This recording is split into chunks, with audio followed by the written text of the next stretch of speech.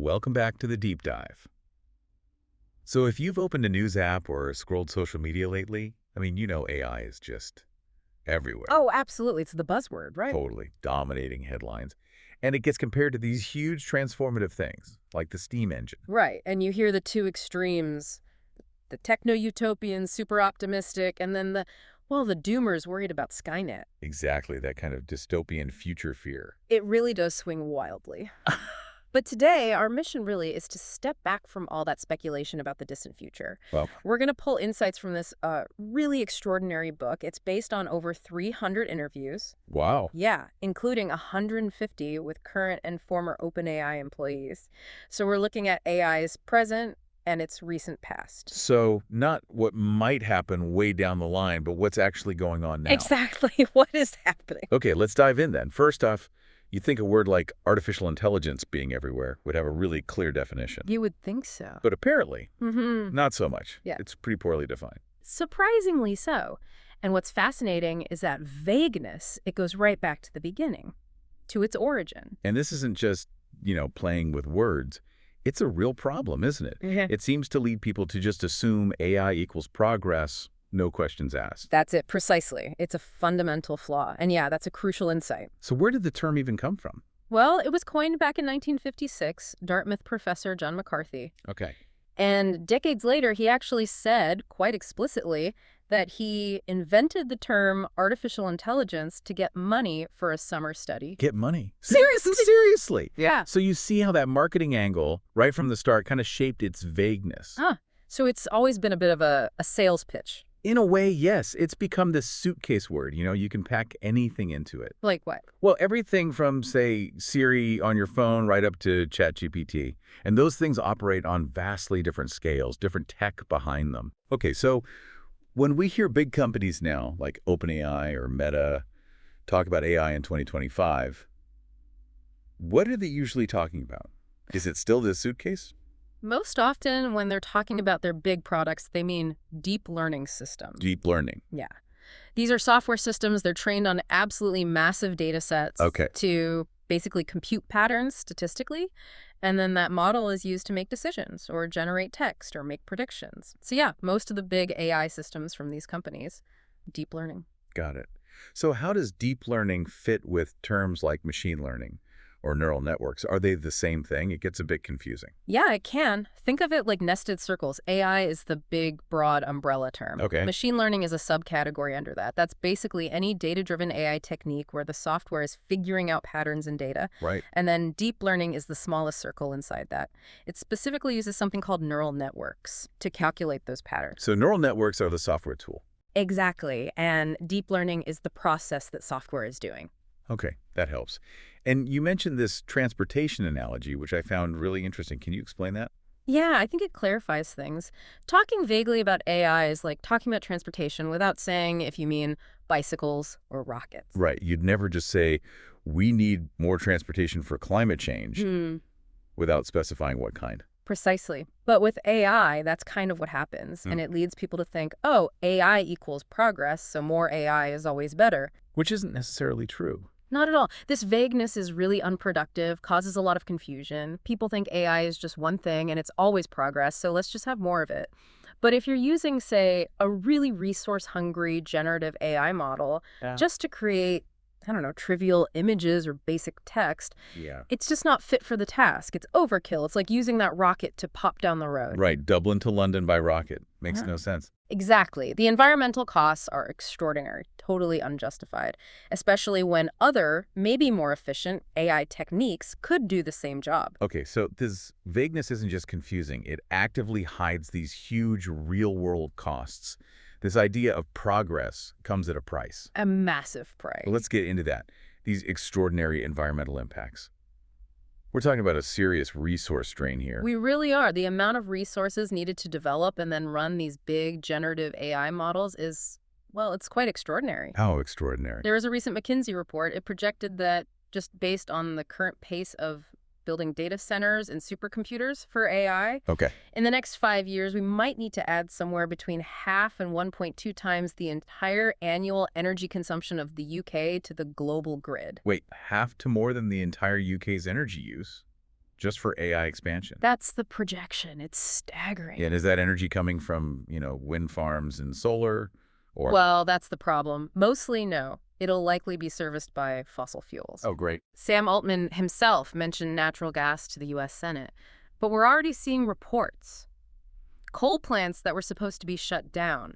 Their lives are being extended specifically to power new data centers. So we're keeping coal plants open for this. In some cases, yes. And look at Elon Musk's xAI, for example, their Colossus supercomputer in Memphis, Tennessee. It's reportedly being powered by about 35 unlicensed methane gas turbines. Unlicensed?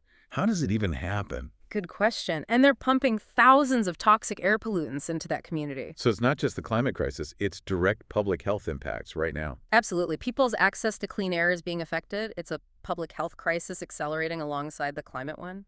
And you mentioned it's not just energy. What else are these data centers guzzling? You're right. That's not just energy. Water. That's the other big one people often overlook. Water. For computers, how does that work? Cooling. They generate immense heat, so they need constant cooling. And they need fresh, potable water, drinking water quality, because anything else could corrode the equipment or cause bacterial growth. So they're using drinking water. Very often, yes. Yeah. They tap into the public drinking water infrastructure because, well, it's already there in the communities where they build. And is this a lot of water? A significant amount. And what's really concerning, there was a Bloomberg story recently. It reported that two-thirds of the data centers currently being built for AI are going into water-scarce areas. It's two-thirds. In places that already don't have enough water. Yeah. That seems incredibly problematic. It is, and it's not just a future problem. It's happening now. Do you have an example? One of the most striking and frankly upsetting examples I found was in Montevideo, Uruguay. Okay. They were facing this historic drought. I mean, the government literally didn't have enough water for the public supply. Oh, wow. So they started mixing toxic wastewater into the system just so something came out of the taps. Toxic wastewater. People were drinking that. If you couldn't afford bottled water, yes. And it led to higher rates of miscarriages, worsening chronic diseases. Just awful. That's horrifying. And right in the middle of this crisis, Google proposed building a new data center there, one that would use even more of that scarce potable drinking water. In the middle of a drought where they were mixing wastewater into the supply? How? How do they justify that? How do these projects even move forward? It really speaks to this larger issue, doesn't it? How these companies seem to operate almost bypassing regulations, bypassing local needs. Yeah, it sounds like they're just pushing through regardless. It does. It highlights this trend of companies acting almost like corporate empires. And if they're allowed to operate completely unchecked, they ultimately erode democratic processes. Like the xAI example with the unlicensed turbines. Exactly. That's a perfect illustration. Companies coming into communities, basically hijacking existing laws, regulations, democratic procedures to build what they need for their expansion. Sort of a build first, ask permission later strategy. Mm-hmm. Or maybe never ask. That's often how it seems to play out, from the local level right up to the international stage. So, talking about these corporate empires, Mm-hmm. who are the main players in this AI race, at least in the U.S.? Mm-hmm. We hear about OpenAI all the time. Yeah, OpenAI is obviously huge, but you've also got major competitors like Anthropic. Right. Then the big established internet giant, Google, Meta, Microsoft. Okay. And now we're seeing new splinters, too, like Superintelligence and Thinking Machines Lab, founded by former top people from OpenAI, actually. Interesting. And, of course, Amazon and Apple are trying to get seriously into the game as well. So it's crowded. Very. And that's just the U.S. You've got a whole other ecosystem in China, ByteDance, Alibaba, Baidu, Huawei, Tencent. Equally competitive, maybe even more so in some ways. Why were they different? One key difference noted in the book is that the Chinese ecosystem seems less driven by this sort of quasi-religious fervor about AGI. They appear much more focused on building actual products for users right now. Okay, quasi-religious fervor. Let's dig into that, because this next point seems almost paradoxical. You'd expect, with these multi-trillion-dollar companies pouring billions into AI, there'd be a super solid business case. You absolutely would. That's the logical assumption. So is there? Well, according to the research in the book, it's actually remarkably unclear what the business case is for this level of investment, especially in AGI. Really? Unclear. Yeah. I mean, look at Microsoft again. They went all in, huge partnership with OpenAI, massive investments. And now, as we mentioned, they seem to be pulling back some of the data center spending.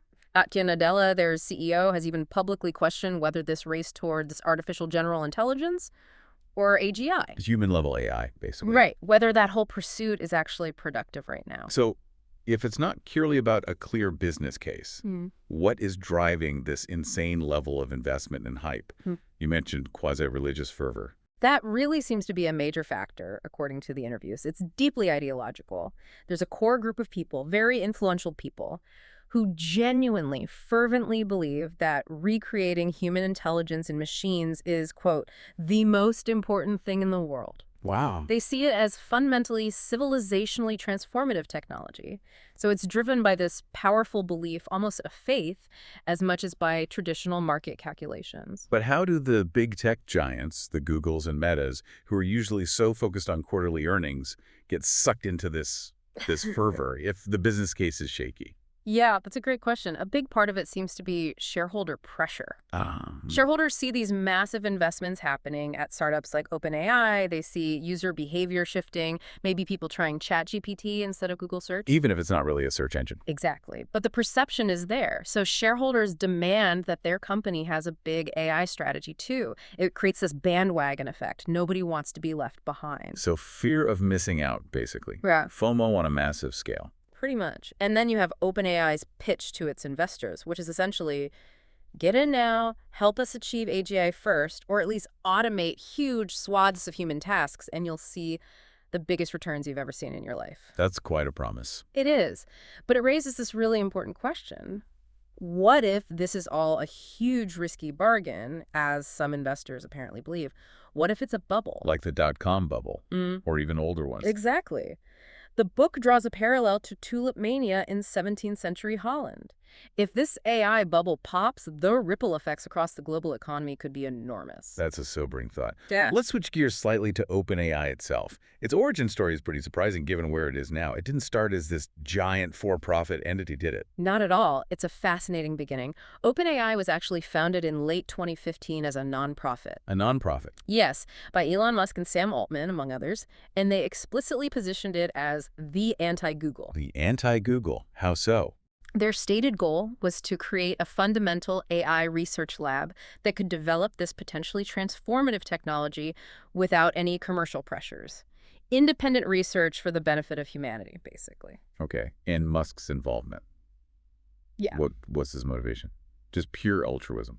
Well, according to the book, Musk had this great fear, almost an obsession, about AI development being consolidated, especially at Google's DeepMind. A fear of what?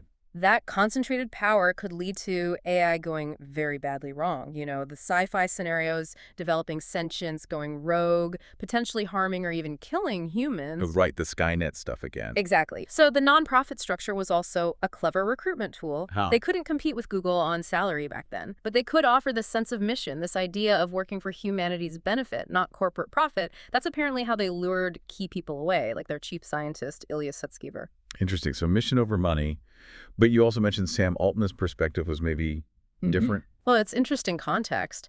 Back in 2013, Altman wrote this blog post where he quoted someone else saying, essentially, the most successful founders don't set out to build a company, they set out to build a religion. And building a company turns out to be the easiest way to do that. Build a religion. Wow. That ties right back into that quasi-religious fervor idea. It certainly hints at it, doesn't it? Even in those early days. But that nonprofit, mission-driven phase, it didn't last long, did it? No, not really. Within less than a year, the main challenge, the bottleneck, shifted. It wasn't about attracting talent anymore. It was about Money. Capital. They realized that if they wanted to pursue the path they chose, which was to go for scale, massive scale, they simply couldn't raise enough money as a nonprofit. So scale required capital, capital required profit. That was the decision they made. And that decision to convert into a for-profit entity, that's also what led to the big falling out between Elon Musk and Sam Altman. Ah, the rift. What happened there? Well, both of them wanted to be the CEO of this new for-profit OpenAI. And okay, a power struggle. Exactly. And initially, key figures inside, like Ilya Sutskever and Greg Brockman, actually sided with Musk. But Altman ended up on top. Yes. The book describes Altman using masterful manipulation and his persuasive powers to basically sway Sutskever and Brockman over to his side. Musk was out. Wow. Quite the drama behind the scenes. Definitely. And what about the open in OpenAI? That originally meant open source, right? Sharing the code. It did, yes. And for the first year or so, they actually were truly open source. They released their code.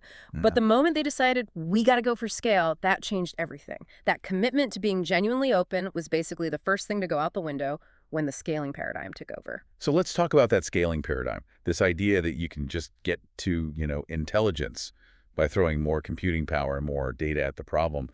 Was that always the obvious path? Was it widely accepted? What's really interesting here is that initially it was neither very popular nor seen as particularly scientifically rigorous within the broader AI research community. Really? It seems like the dominant idea now. It became dominant, yes.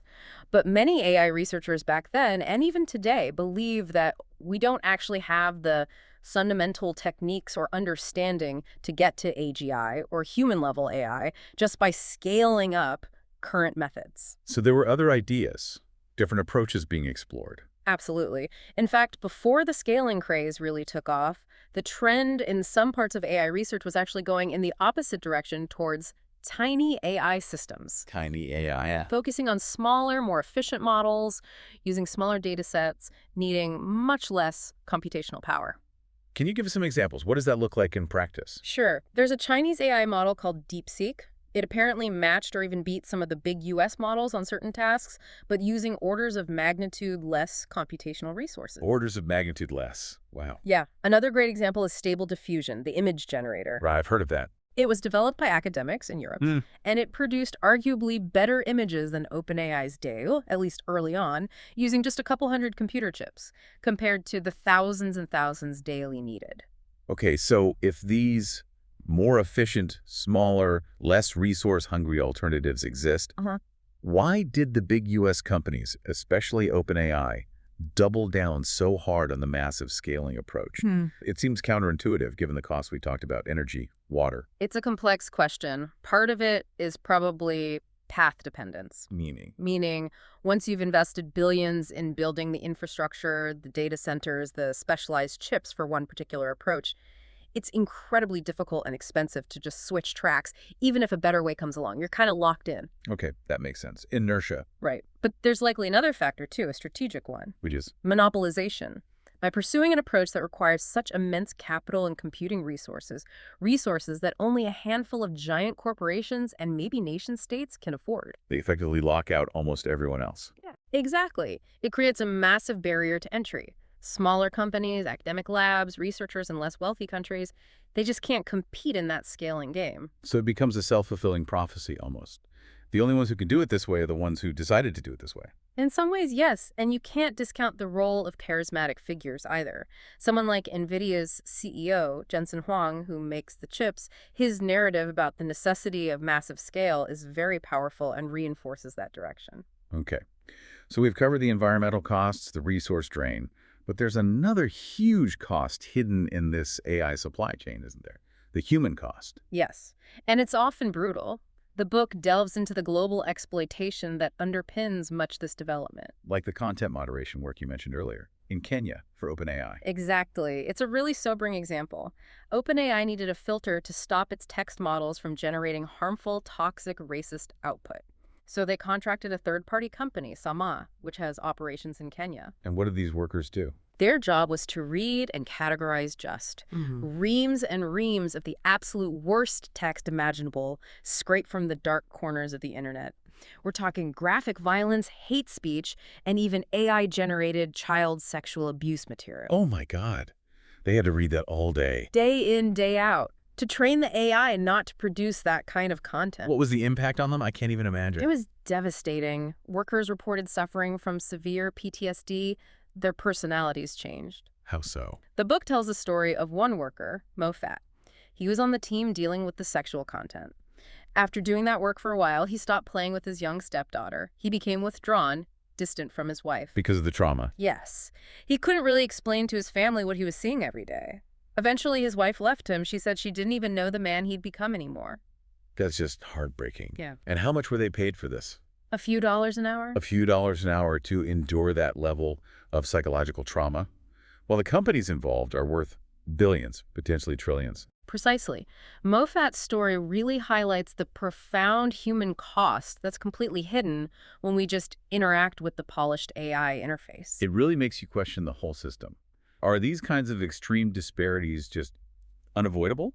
Or is there something fundamentally wrong here? Well, the exploitation isn't limited to content moderation. The book also details data annotation work, especially for self-driving cars, happening in places like South America. Data annotation, what's that involve? Labeling things in images or videos so the AI can learn to recognize them, like drawing boxes around pedestrians, cars, traffic lights, and street scenes. Tedious, demanding work. And where does the exploitation come in there? There was this surge in demand for annotators around 2016, right when Venezuela was plunging into its worst economic crisis in decades. Ah, okay. I see where this is going. It created what the book calls a crisis playbook. Suddenly, you had this huge pool of highly educated, often technically skilled people in Venezuela who were desperate for any work, had internet access, and were willing to work for incredibly low wages. So companies seize that opportunity. It appears so. I interviewed a Venezuelan refugee who had fled to Colombia. She described this intense competition for online annotation tasks, literally having to sprint home from errands to grab a task before someone else did, setting alarms for 3 a.m. because that's when new tasks might drop. Wow. And she was tethered to her apartment because she had severe diabetes and couldn't risk missing a task, doing this incredibly disruptive, dysregulating work. For pennies, basically. Pennies for multi-trillion-dollar corporations developing cutting-edge technology. When you lay it out like that, the contrast is just stark. How does the book explain this? Is it just market forces? The book argues pretty strongly against a simple market forces explanation. When you see these extreme disparities, the trauma in Kenya, the desperation in Venezuela, compared to the wealth being generated at the top, the argument made is that there's no real moral justification. So what's the explanation then? The book posits it's fundamentally an ideological one. It reflects an underlying, perhaps unconscious belief system that basically says some people born into this world are superior and others are inferior. And the superior ones have a right to exploit the labor and resources of the inferior ones. That's a heavy charge. An ideology of exploitation. It's presented as the only explanation that fully accounts for the sheer scale and nature of these disparities. It's not just about efficiency, it's about power and perceived hierarchy. This ties into the idea you mentioned earlier, the imperial AI. Corporate empires acting almost like old colonial empires. Yes, that's the core argument. And the book draws a direct, powerful analogy to the British East India Company. How so? Just like the East India Company was this private corporation that acted like an empire, eventually becoming intertwined with and abetted by the British state. Okay. The argument is that today's giant tech companies, these corporate empires like OpenAI, Google, Meta, are increasingly being abetted by, in this case, the American empire. So the U.S. government sees them as assets. Exactly. The Trump administration, for example, is cited as explicitly viewing these companies as empire-building assets. The potential endgame, from that perspective, might even be nationalizing the most successful ones eventually. A government takeover. It's floated as a possibility within that empire logic, but it's described as this very tenuous alliance. Each side, the corporate empire and the nation-state empire, is trying to use the other, and ultimately, perhaps, dominate the other. And meanwhile, there's this trend in Silicon Valley itself, this politics of exit. Right. This growing idea among some tech elites that, democracy is messy, it's slow, maybe it doesn't even work anymore. And the alternative is. Maybe society would be better organized by these efficient networked companies with powerful CEOs at the top.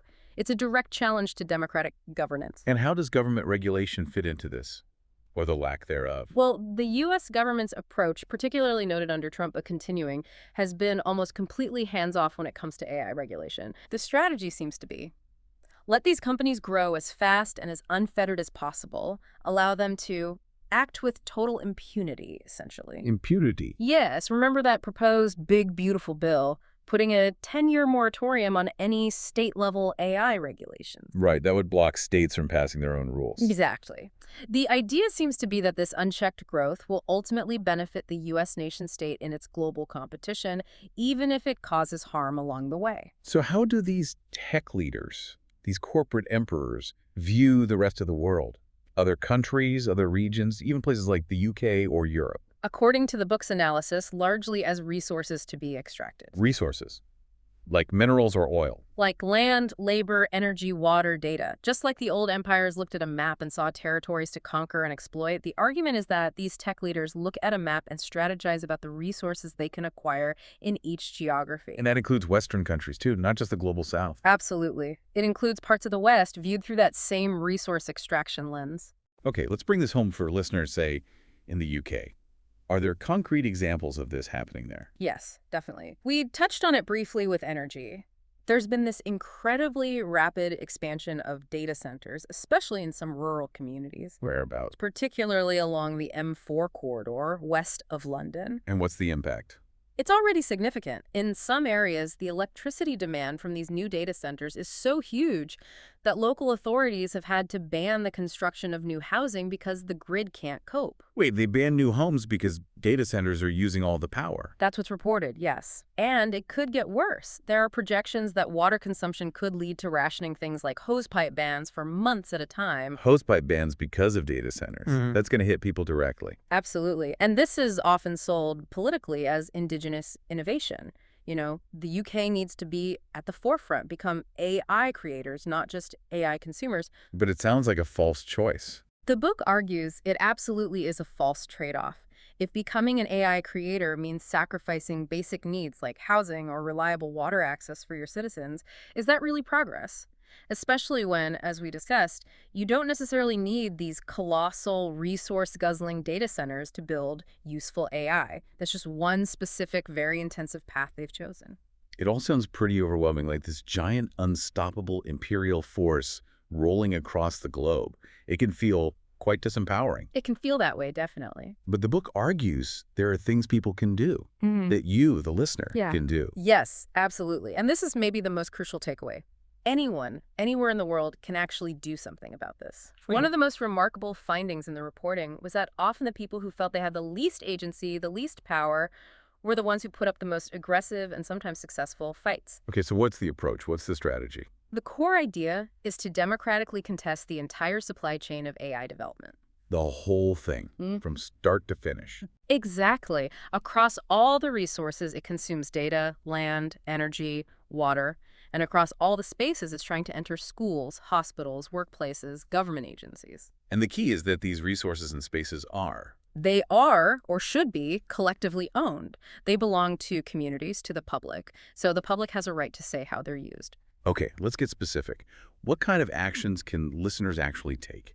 All right, let's break it down. Take data and intellectual property. Yeah. We're already seeing artists, writers suing these companies saying, you trained your AI on our work without permission or compensation. That's our property. Right. The copyright lawsuits. Exactly. And on a personal level, you can exercise your data privacy rights much more assertively. Rejecting cookies on websites isn't just a minor annoyance, it's a small act of reclaiming ownership over your data. Okay. What about land and water, the data centers? Communities are pushing back. We mentioned the example of Chilean water activists. They fought against a planned Google data center project for so long, raising concerns about water usage in a water-scarce region, that they've stalled that project for 5 years now. 5 years, wow. So local action can work? It absolutely can. It requires organization and persistence, but yes. And what about the places AI is being deployed? Schools, workplaces? That's another key battleground. Teachers, students, parents are debating how AI should be used in schools. Should it be allowed? Under what conditions? Some are setting up governance committees to make sure AI tools actually foster curiosity and critical thinking, instead of just making it easier to cheat or eroding those skills. And in the workplace? The same idea. If your company is drafting an AI policy and many are getting involved, put yourself on that committee. Ask the hard questions. When should we use AI? Why? Under what specific conditions? Which vendors should we partner with? Are their practices ethical? So it's about actively participating in shaping how this technology is adopted, not just passively accepting it. Precisely.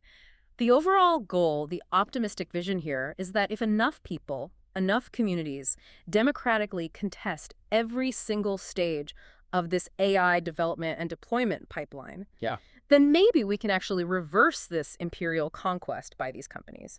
We can push AI development towards a trajectory that's much more broadly beneficial, more equitable, and less destructive. That's a powerful call to action. Now, just as we wrap up, there was this fascinating parallel you drew out earlier, linking the quasi-religious fervor in the AI world to science fiction. Yeah, it struck me quite profoundly while reading the research. The dynamic described, especially within places like OpenAI, feels eerily similar to the myth-making in Frank Herbert's novel Dune. Dune, how so? Well, remember how Paul Atreides' mother, Jessica, part of the Bene Gesserit, deliberately plants prophecies and myths on Arrakis? Right, to pave the way for him, the Kwisatz Haderach. Exactly. She creates this mythology, but then Paul himself and many around him get completely swept up in it. They start to truly believe the myths, even the ones they know were manufactured. He becomes trapped by the legend. Okay, so the AI connection is. The book suggests something similar happens in the AI world. People, even insiders who might initially be skeptical or see the AGI goal as a useful narrative or recruitment tool, they can get sucked into the AGI religion. They become true believers. Even if they helped create the myth in the first place. That's the parallel. It's like this vortex, this ideological black hole. People swim in that water for too long, surrounded by fervent believers, and they become it. Even the initial non-believers can get converted. That's a really provocative idea, an ideological black hole. It captures that sense of being consumed by the belief system. So the final thought for you, the listener, to mull over is this. If even the people at the very heart of creating this technology can get so consumed by their own mythology, potentially losing sight of its real-world impacts or even its origins, what does that mean for the rest of us? For society's ability to critically assess and guide AI, and maybe more personally, what responsibility do you have to stay clear-eyed, to question the narratives, the myths that are shaping our technological future?